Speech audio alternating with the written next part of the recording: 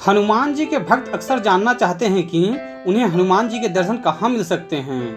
कई पौराणिक कहानियों में इस बात का उल्लेख मिलता है कि कलयुग में हनुमान जी सशरीर गंधमादन पर्वत पर निवास करते हैं। यह क्षेत्र वर्तमान में तिब्बत में है। आइए विस्तार से जानते हैं कि कलयुग में हनुमान जी का निवास स्थान और किन किन लोगों ने उनका दर्शन किया है।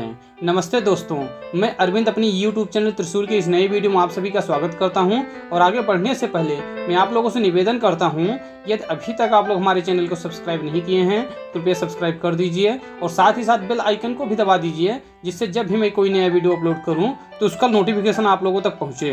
हनुमान जी प्रभु श्री राम के परम भक्त हैं।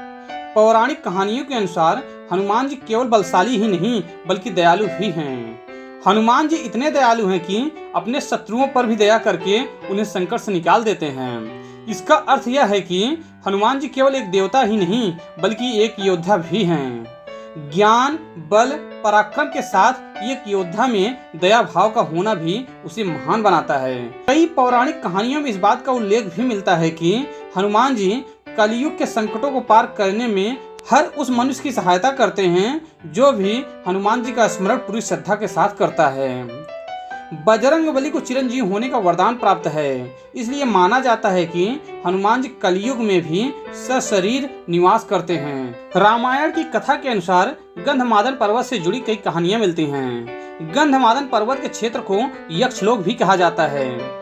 ऐसा कहा जाता है कि यहाँ एक अद्भुत सरोवर है जहाँ खिलने वाले कमलों को रोजाना हनुमान जी अपने आराध्य श्री राम को पूजा में अर्पित करते हैं।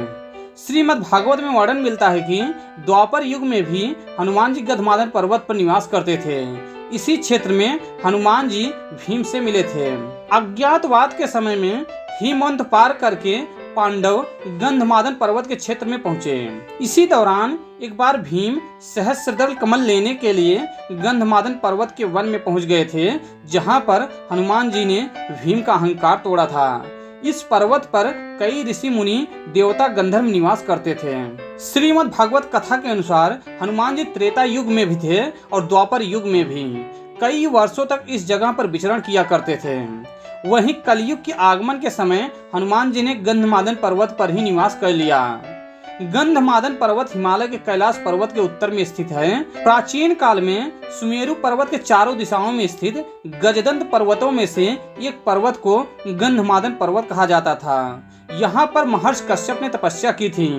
यह पर्वत धन के देवता कुबेर के क्षेत्र का हिस्सा था। वर्तमान समय में यह क्षेत्र तिब्बत क्षेत्र में स्थित है। गंधमादन पर्वत से जुड़ी पौराणिक मान्यता है कि रामायण काल में हनुमान जी अपने वानर मित्रों के साथ यहीं पर बैठकर युद्ध की रणनीति बनाया करते थे। वर्तमान में गंधमादन पर्वत पर हनुमान जी का एक प्राचीन मंदिर है, जहां पर श्री राम की प्रतिमा भी हनुमान जी के साथ विराजमान है। मान्यता है कि हनुमान जी अपने भक्तों को दर्शन देने के लिए इस पर्वत पर रूप बदल कर आते हैं। इस पर्वत पर भगवान राम के पैरों के निशान भी हैं। कलयुग में भी कुछ महान लोगों को हनुमान जी के दर्शन पाने का सौभाग्य प्राप्त हुआ है।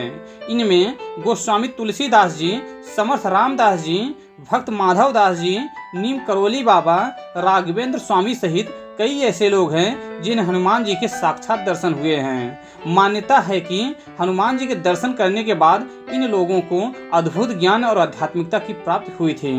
कई पौराणिक ग्रंथों में इस बात का उल्लेख भी मिलता है कि हनुमान जी अभी भी इस संसार में उपस्थित हैं, क्योंकि उन्हें चिरंजीवी यानी अमरता का वरदान प्राप्त है। हनुमान जी आज भी उस जगह पर जरूर आते हैं जहां पर राम कथा की जाती है। जहां भी प्रभु श्री राम की स्तुति की जाती है, वहां हनुमान जी किसी न किसी रूप में अपने भक्तों को दर्शन देने पहुंच जाते हैं। हनुमान जी की कृपा पाने के लिए प्रभु श्री राम का स्मरण जरूर करना चाहिए।